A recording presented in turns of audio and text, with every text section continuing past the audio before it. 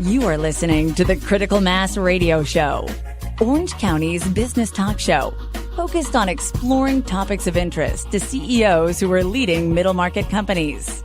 With your host, Richard Franzi. Hello and welcome to Orange County's longest running business talk show. I am your host, Rick Franzi, and boy, do we have a good show planned for you. Why do you ask? Because Richard Cabrera is our guest. He is the head of commercial banking for Umpqua Bank. Richard, welcome to the show. Thank you, Rick. It's great to be with you today. Yeah, pleasure's all mine. Let's get started. What was your original motivation to join Umpqua Bank? Rick, I joined the bank in 2016, and I have a national banking background. I've 40 years as a banker, and I felt that Umpqua Bank had some unique characteristics and offering. It was its size, it was its ethos on how it does business. It was really being more accessible and transparent. And it was a bank that really wanted to grow commercial and industrial business. And so they had a good base to grow from, doing business in several Western states. And for me to come here and build this business, I've been here now 8 years. My philosophy was to take our expertise and our empathy and develop a deep understanding of the companies that we do business with, helping them face their own issues, whether it's financing or treasury management, but being expert, being available, and really being invested in the business. And so that's why I joined Umpqua Bank and what was so compelling about the bank and still is today.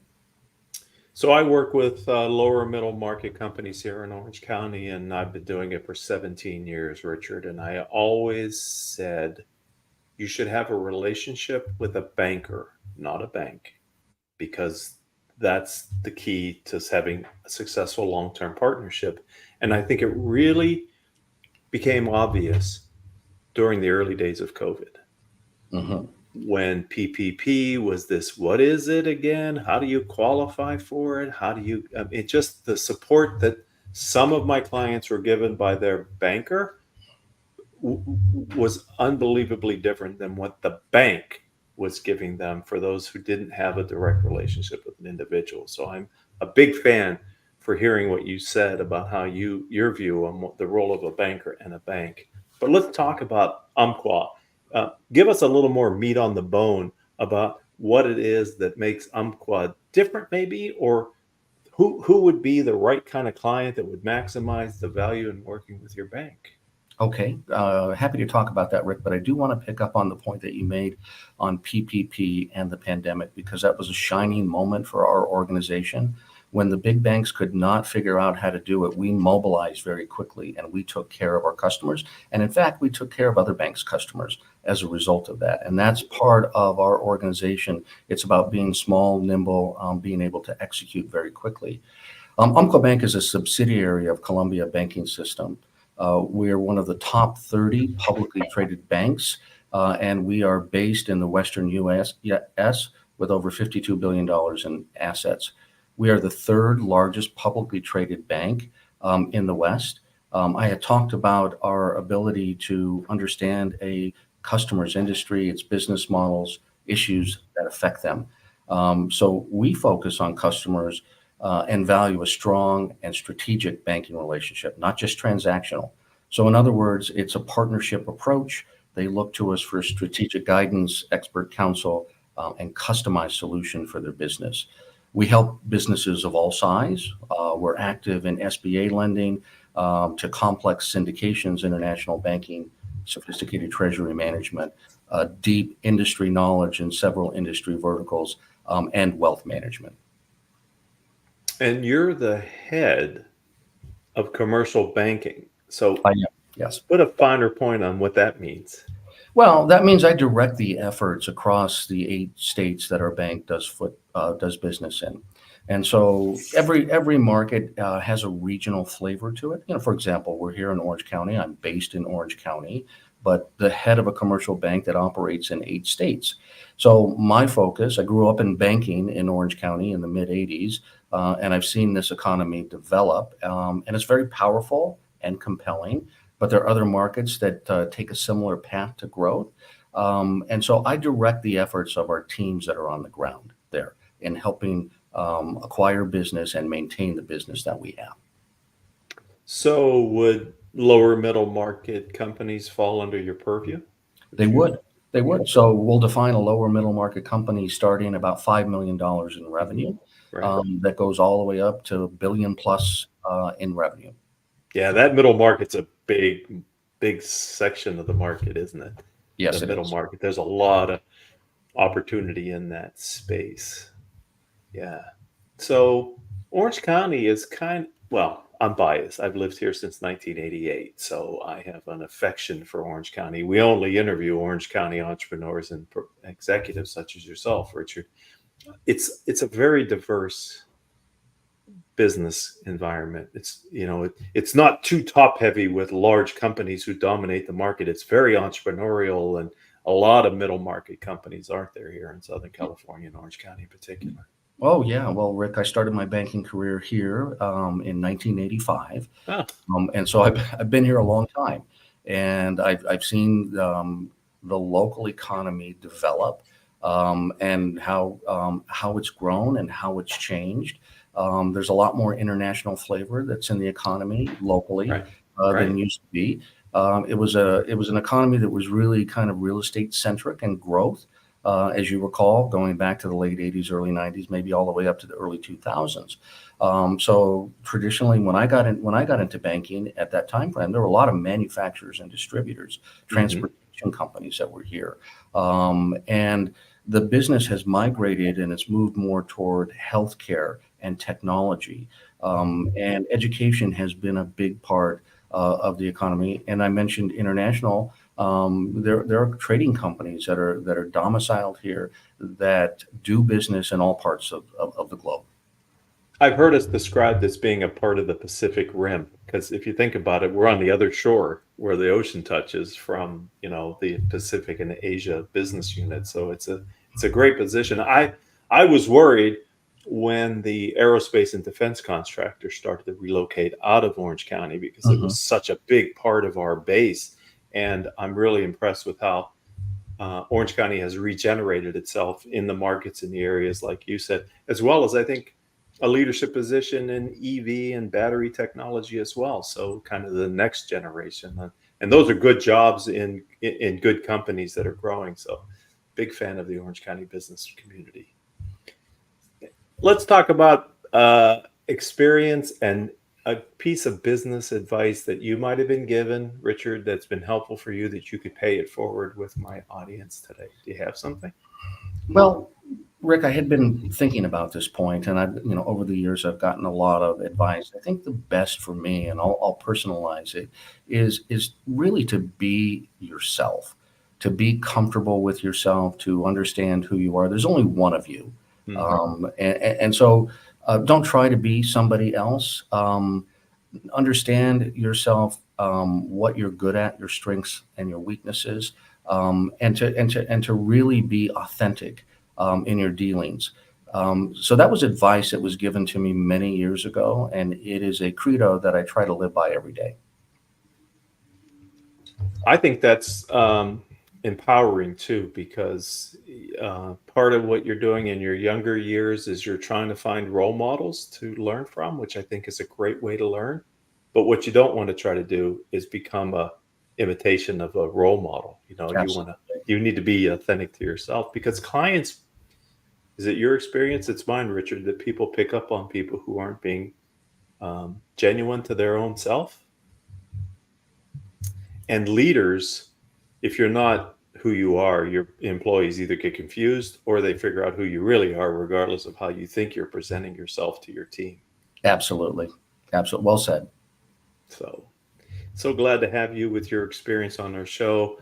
Let's talk about artificial intelligence. If you have something to share in that view, I ask every guest, what's your view on it? How's the bank see it? If you can speak to that. And what are you hearing from your clients as far as the impact of AI on their businesses?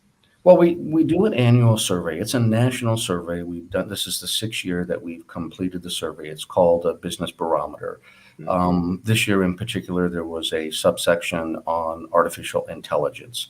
And everybody's talking about AI and what the applications are. I think a good place to start is, well, how does Umpqua Bank use AI? And so areas where we have strong deployment of AI, they include our lending, our depository and treasury management, investment advisory, regulation technology. So in these areas, we're actively using generative AI. And it helps us to improve our operational excellence, study our data set, streamline our customer service. So there's a lot in customer service. Of course, automating manual tasks and personalizing product offerings. So you will see a lot of that of AI that operates in the background, especially for banks that have big data sets. So AI works really well when you have that data and that you can model. But it's still early. It's still early in the process, and we're like everybody else trying to figure out the return on investments. That will take us some time to figure out how to optimize AI and its best applications. And you're in a highly regulated industry, so you kind of have to make sure your innovations don't run afoul of your regulations either. Not that I'm going to expect you to talk about regulations, but we all know banking is a regulated industry. It is a regulated industry. And so, for the bank, and part of using AI are on the routines that the regulators for the information that they request and analysis of that information. For example, take fair lending, which is a compliance factor that we have to consider. So where are you lending? How are you making these decisions? And we have thousands upon thousands of credit applications. AI is a very useful tool in taking all of that data and summarizing it and then presenting it. So we use that in the regulatory environment. And again, going back to the survey, many of our customers, they're very, very interested in how do we use AI. In fact, Rick, I think you're using AI. Because in your calendar, I'm getting notices. Don't forget, we have an appointment today, and so I'm saying, yeah, that's great. You're using it, and it is going to become part of our, the regular way that we communicate and operate in the background that you don't even know it's there. That is such an insight that I'd like to reinforce it in that. I've been personally curious about AI and its impact on business just because of the show and the things that I do in my professional life. And I see the potential, the disruptive nature of the technology. One of the most recent speakers that I heard talk said, we're going to get to the point where AI will be there, but you won't even notice it, that it's there. Yeah. It'll just be assisting. Things like Copilot, the idea, even the way the large tech companies are branding it, it's sort of like it's there to help you. It's your co-pilot, not your pilot. It's right alongside of you, which I think is amazing to see. And the new Apple phone, what are they featuring? Apple Intelligence, which is their derivative of AI tools in your phone already. Amazing, Richard. Yeah, no, sir. And you mentioned Copilot. We're actively using Copilot in credit analysis, for example. So you have financial spreads, you're analyzing trends. Copilot can do all of that. And Copilot can generate a summary, really give you a framework to work from. So when we would pay a credit analyst to do all of that work manually, most of it's already done, but it needs to be reviewed, refined, and it does make mistakes because it is learning, but it gives you a good base to build from. And it's the same thing for our customer service. So, you have a service bots that can direct general inquiries. It can give you insights on your banking, where you're spending your money, how you're doing that, what your collection history is. So all of this is really around data and a model that allows you to parse through all of the data and give you some insight. Yeah, it is. May you live in interesting times. And I think with the advent of AI, the enabling technology capability of the tool is going to make innovation in so many areas just accelerate and do things that we haven't even considered yet. Yeah. So That's why I like to have this conversation on the show. And Rick, in our survey and in Orange County in particular, 46% of businesses already are using AI. Wow. And 49, almost half, say that they're likely to invest in AI in the next 12 months. And they're seeing a benefit. So this is a big wave that is changing the way that business is being done. I love the fact that you have this survey and that you have conducted this, because it can really give you insight then, doesn't it, at a strategic level potentially as well, for how to position a bank properly. Are there any other, not to put you on the spot, but you got me curious, are there any other findings in the report and survey that you want to share today? I'm curious. Yeah, our survey is really directed at sentiment. So earlier on, you and I were talking about the segments of middle market, and you have small companies and you have those that are bigger. And there was a divergence in optimism. The smaller companies were almost downright pessimistic, where their larger cousin was a lot more optimistic. So that dividing line might be somewhere around $50 million in revenue.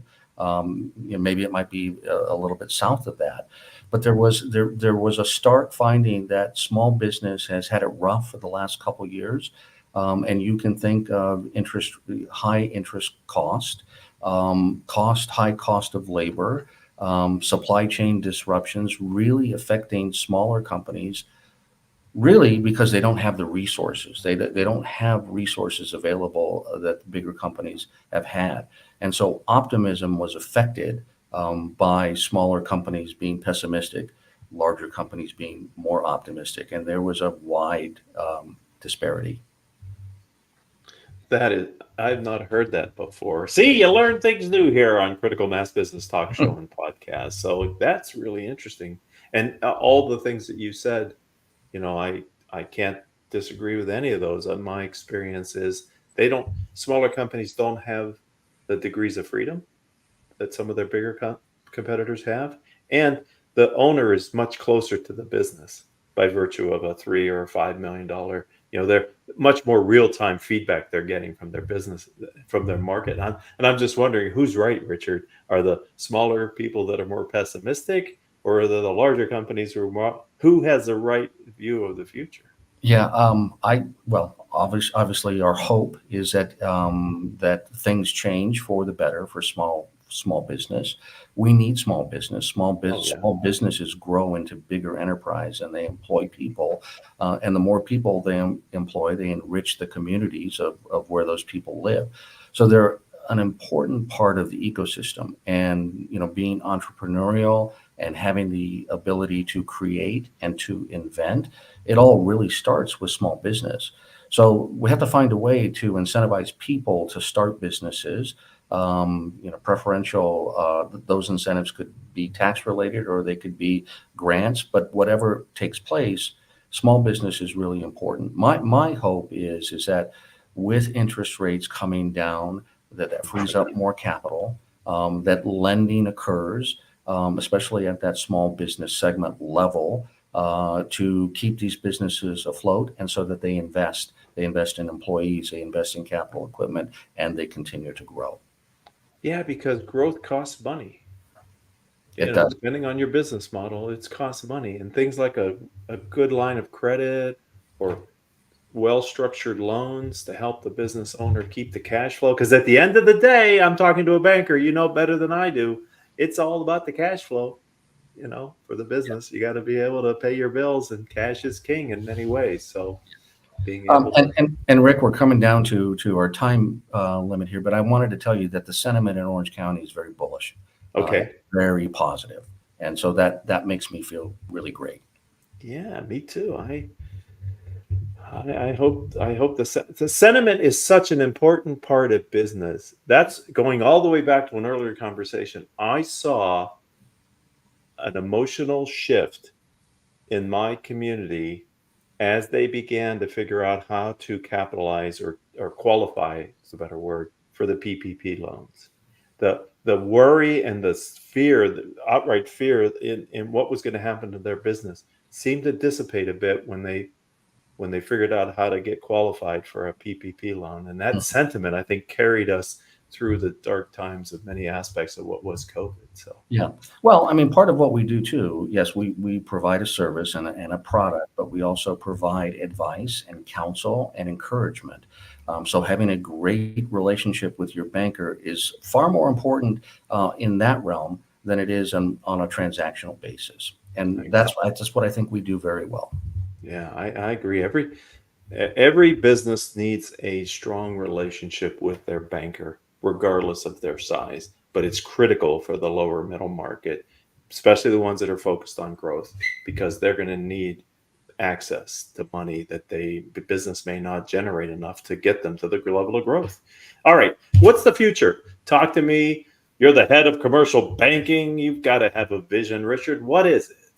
We're committed to being the West Premier Bank of choice. That is really where we've set our sights. It's a lofty goal to do what we do day in and day out, to continue to support the relationships that we have, bring in new people to the bank, grow the bank with new relationships, and that is really the direction that we're pointed.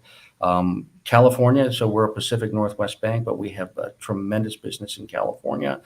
So you're going to see Umpqua Bank branches in Orange County and in LA County, in San Diego. We're here already, but you're going to see more of them so that we have a bigger physical presence. So I'm looking forward to that and that work, which I will be doing over the next 12 to 18 months. You know, a question just came to mind as you were answering that, and it may be an unfair one because you might be biased, but I'm going to ask you anyway.